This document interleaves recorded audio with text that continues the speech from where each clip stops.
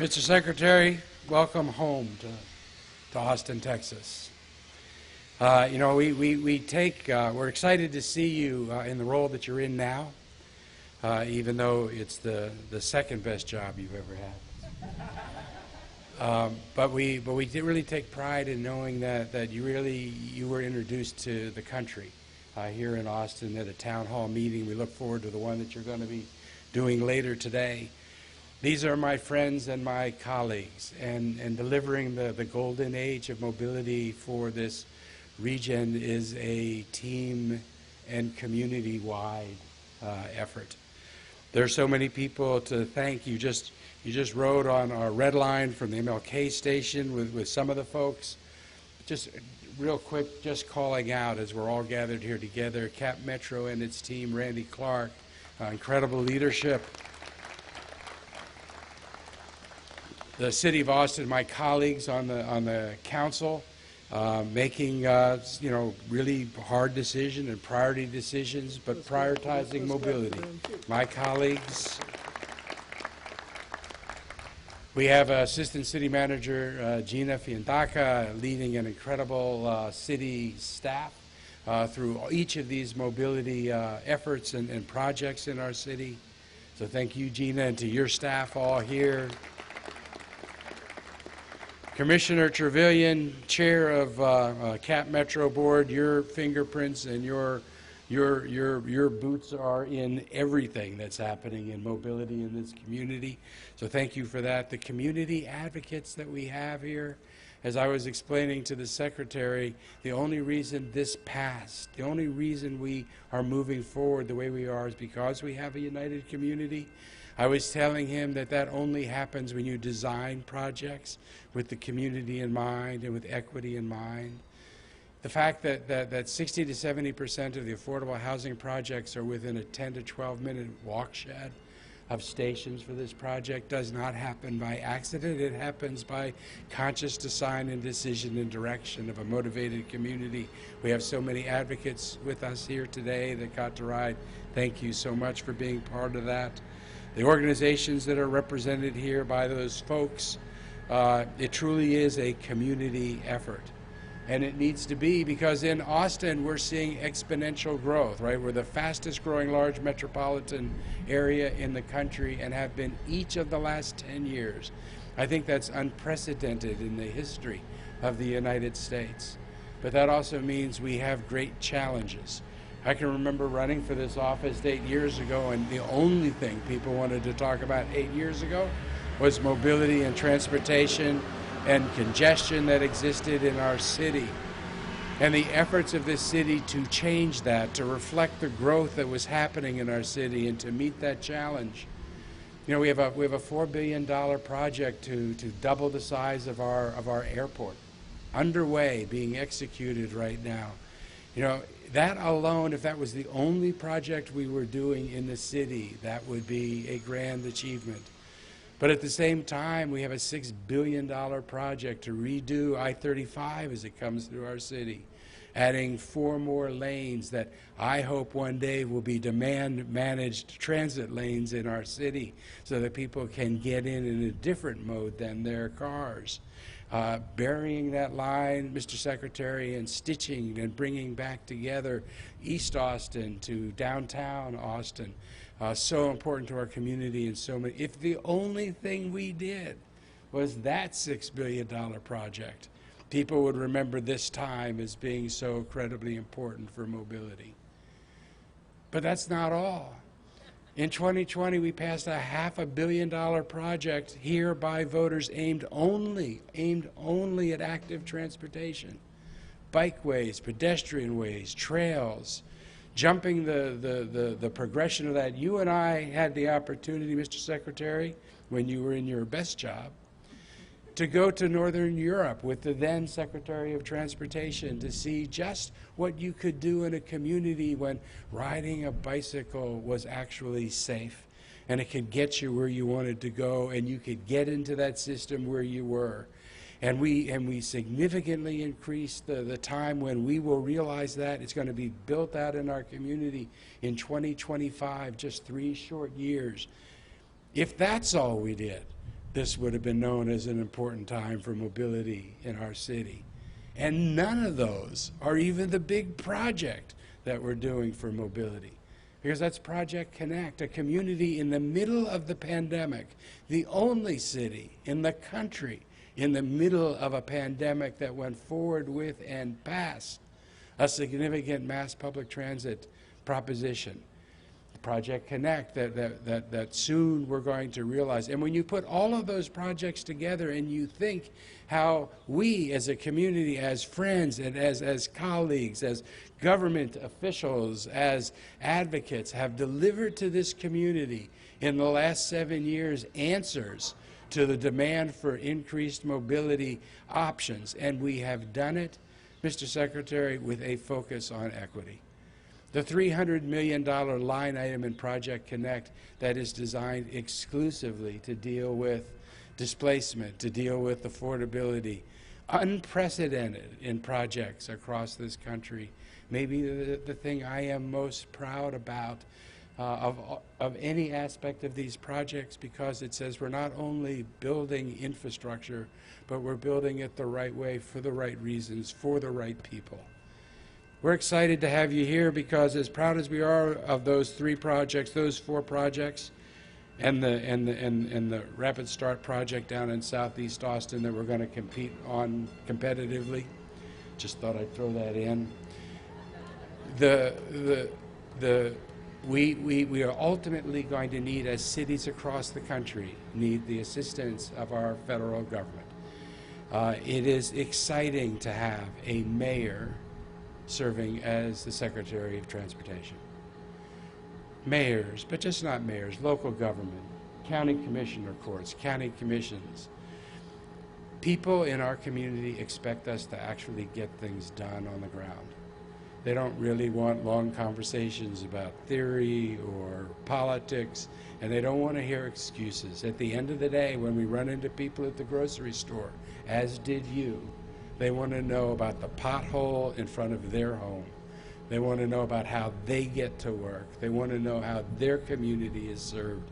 And you bring that perspective to the Department of Transportation. I have been so proud to hear the way that you talk about actually getting things done, to hear about how you talk about equity and delivering equity in this administration. We think of you as an Austinite the number of times that you've been here. So we think of you as one of us in that role. We are really proud of you and excited that you're going to spend the day with us. Secretary Buttigieg.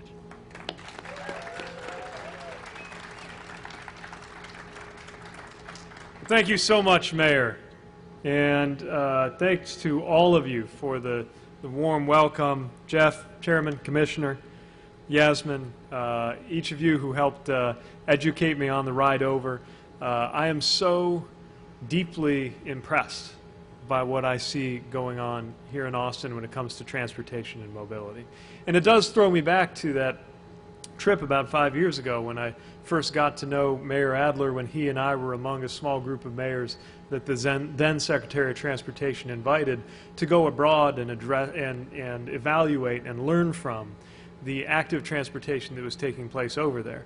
And I'm reminded, among other things, about how the mayor was talking about his vision for Austin and explaining how Austin had these challenges of growth, good problems to have, to be sure, but very real and very serious problems of affordability, of access, of congestion that could not be answered just by repeating the old thinking over and over again. And then I watched from afar as this ambitious vision took hold for Project Connect and saw how an entire community stood up and said, yes, we want this kind of mobility, and we are going to put skin in the game, and we're going to do it in a way that connects, not divides, that lifts everybody up and doesn't leave anybody behind.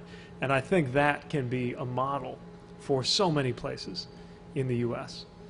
You could say that before we had our bipartisan infrastructure law that the President signed last year, that we are now setting out to execute on nationally. You had that move that this community took, and so like us, federally, are now working on the hard part. I mean, you did the hard part in terms of passing it, now the really hard part in terms of making it a reality. But what I see is a level of commitment and engagement, the voices that are at the table, including the kinds of voices who were excluded in the past, talking about and weighing in on and truly authentically empowered to ensure that everybody's interests are taken care of. And I'm sure those conversations are not easy. I'm sure they often have the character of challenging family conversations, but the whole community is better off for them. I saw the different chambers of the various minority groups, majority I should say, in the case of the Latino chamber, and the work that you're doing to make sure everybody has opportunity here. The work that is going on to ensure that workers who fuel the economy of this region are actually empowered, not priced out. To make sure there is access for those who most depend on excellent transit in order, not just in order to be able to thrive, but in order to be able to contribute, as the disability community does in so many ways here. And I see that partnership of local, county, state, and federal. We're watching this closely at the federal level, and how important it is for everybody to be connecting. We are in such a special place that I've been learning about, and about how it was home to a rail yard and then sat empty for such a long time, and now because of the work of neighborhood leaders and of Cap Metro and of the city, now brings together people from all walks of life. And so this is a showcase for transit-oriented development. The simple insight that is rather obvious to a mayor or to a family, that transportation and housing and planning go together. And as obvious as that is to mayors and communities, it's not obviously reflected in the organization of the federal executive branch, which is why we're working to do a better job of supporting transit-oriented development, including with planning grants that I think have made a difference in this area. Affordable housing and affordable transportation go hand in hand. And when we get it right, transportation benefits everyone. And again, we were so pleased to support with transit-oriented development planning grants that vision right here with Cap Metro. And we're so pleased to be supporting transit writ large. Just last week, I joined the Vice President as we announced new funding to modernize bus fleets and facilities, including electrification, so that those buses are cleaner. All in, we are doubling the support for transit buses. And this is happening in the midst of the largest federal investment in public transit in the history of the country. As we were getting ready for the trip, my team noted a quote from Lady Bird Johnson, who's so well known around these parts, of course. In fact, my mother, a graduate, I should add, of UT Austin, when she was a student. I'm not kidding. I had to explain to her why The Eyes of Texas might not be an ideal song for a mother-son dance at our wedding. So she'll be glad to know we were here. Once had the honor of presenting a bouquet of flowers to Lady Bird Johnson at an event. Anyway, she said our challenge is to see that highways are not only superbly functional, but also in harmony with our landscape and a pleasant asset to our lives. So not everybody back then was ignoring the way that highways can and should be connecting, but could fall short of that if not thought about thoughtfully. Living in Austin used to mean you have to have a car. You have no choice. Investing in transit opens up choices for more and more people. It even benefits the people who are in the cars because of what it does for congestion on our roadways. Now, the character, the shape, the nature, and the specifics of these investments, by design, will look different in every community. They have to be shaped by the community. We will not prescribe every particular from Washington. But I've long believed that if not all of the answers could come from Washington, a lot more of the funding should. And we are now able to make good on that thanks to the President's bipartisan infrastructure law. And I'm looking forward to the chance to partner here. So Austin, you have a lot to be proud of, and I know that you are just getting started. I can't wait to team up with you to make these visions a reality. Thanks for the chance to be here, and I think we have a chance to take some questions from the media. Carrie can quarterback us a little bit, my colleague in the back.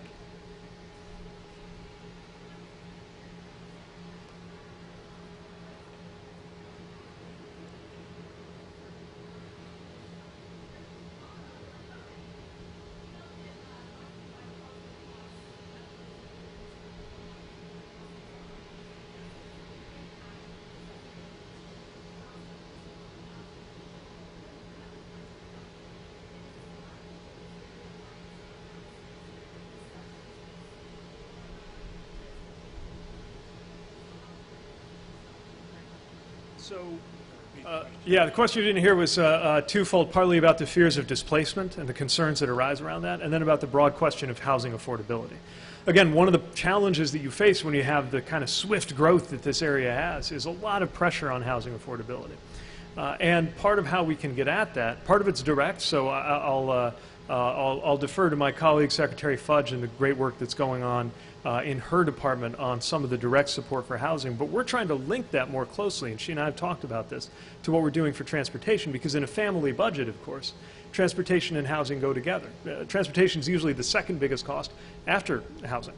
They can be 40% combined for most low-income Americans or more. And what you see right now, of course, is folks who are either forced to live impossibly far away, transportation-wise, so they can afford a home, or folks who are forced to live in unaffordable housing so they can be close to work. Part of that's a function of the housing itself, but a lot of that has to do with mobility, right? The ability to get to where you need to be. And if you think about it, we experience distance in our daily routines, not so much as a matter of miles, but as a matter of minutes. And if we can move people more effectively and efficiently across those miles in a shorter number of minutes, then that is a win. And it helps people to live in more affordable ways. So we're trying to knit those things together. And when you see transit-oriented development, that fuses the chance for great housing, affordable housing, with access to getting to where you need to be. Now, the fear, of course, is you have great transit, property values go through the roof, pricing out the very transit-dependent folks that you're trying to serve. And that's one of the reasons I so admire the intention that was literally written into Project Connect, where $300 million is dedicated to addressing displacement.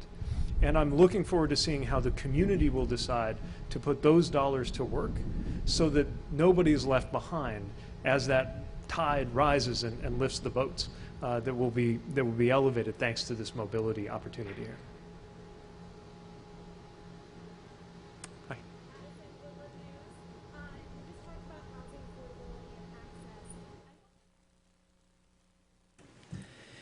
Thanks for sticking with us here on KXAN Live. Will Dupree again in the KXAN Live studio. We are at the part where reporters are approaching Secretary Pete Buttigieg and asking him questions about his visit to Austin and his comments about public transit here. Let's listen back in. We are emphasizing what's called local and economic hiring. Too often, we see people, especially in neighborhoods and communities of color, see a big project happening with good-paying jobs in their neighborhood. They look around and they say, you know, none of these folks wearing these hard hats look like they come from anywhere near this neighborhood. We can do something about that, and the bipartisan infrastructure law allows us to support local and economic hiring provisions. That's one thing. The second thing is workforce training and development. And a lot of our measures, including our transit funding, a dedicated set aside in our bus and bus facilities program, for example, requires that some of those dollars be used for training workforce whose needs are also going to evolve as the technology continues to improve, especially with electrification.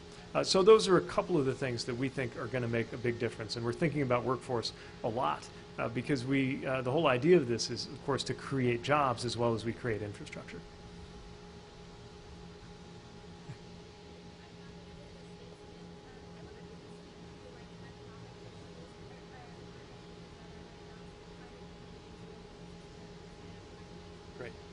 Yeah, so the question is about climate and balancing climate and transportation. I would argue that every transportation decision is a climate decision, whether we call it that or not, for the simple reason that transportation is the biggest part of our economy putting greenhouse gases into the atmosphere, which means any time that we can give people an alternative to a single occupancy vehicle on a roadway, we are not only reducing congestion, we are reducing pollution, and we're helping to confront the climate challenge. Transit, by its very nature, can help us meet that climate challenge. And that is one of the reasons why I would argue that the bipartisan infrastructure law had not one but two climate titles, the one that was actually called the climate title, and then the transit title, which is functionally one of those. I would point to our agenda on electric vehicles, something that I know is a topic of discussion at South by Southwest this week.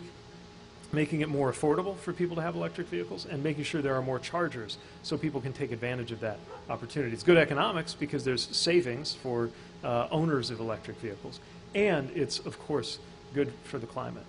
And of course, a lot depends on intentional decisions at the local level. The mayor shared with me some of the math and the need to have that ratio of people whose commute is a single occupancy vehicle fall to 50% in order for the city to meet its bold, ambitious climate vision.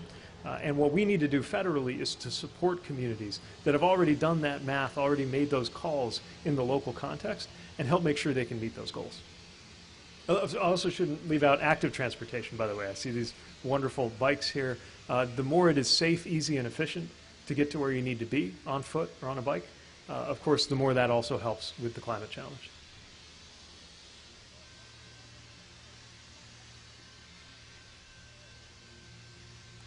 Hey. Looking from the bigger picture, the state of Texas reported some of the most funding in the entire country. What is your vision for expanding interconnectivity with some of the largest cities within the state? Yeah. So billions of dollars are headed to Texas, and the billions of dollars that are coming to Texas will go to everything from roads and bridges to rail and transit to ports and airports. The mayor mentioned the vision for the airport here in Austin, one example. And what we're going to see is a set of policy priorities we will make the case for: safety, equity, climate, of course, job creation, preparing for the future, but also a lot of decisions that are in state and in local hands. At the end of the day, the most important thing, of course, is that transportation connects people to opportunity and that it creates opportunities without leaving people behind. And I'm very excited for the possibilities of better connections, both within and between Texas communities. I think this can be a great place to showcase what the future of infrastructure looks like. And we will be supporting that with major, major federal investments across every mode of transportation here. All right. Thanks very much for coming out, and thanks again to this community for making us so welcome here. Really appreciate it. Thank you. All right.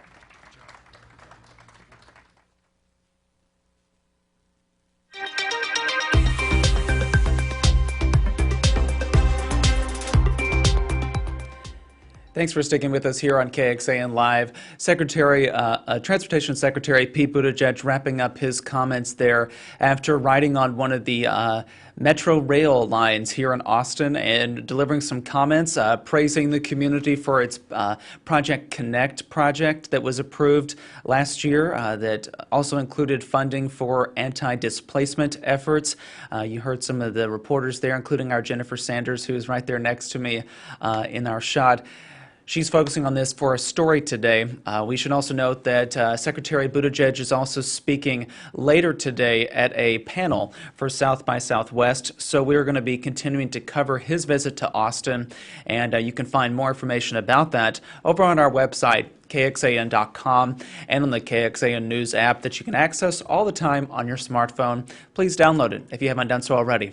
Thank you all again for watching. We're going to wrap this up now and join you again later today with other updates, so please stick around with us. Hope you all stay safe and healthy out there, and take care.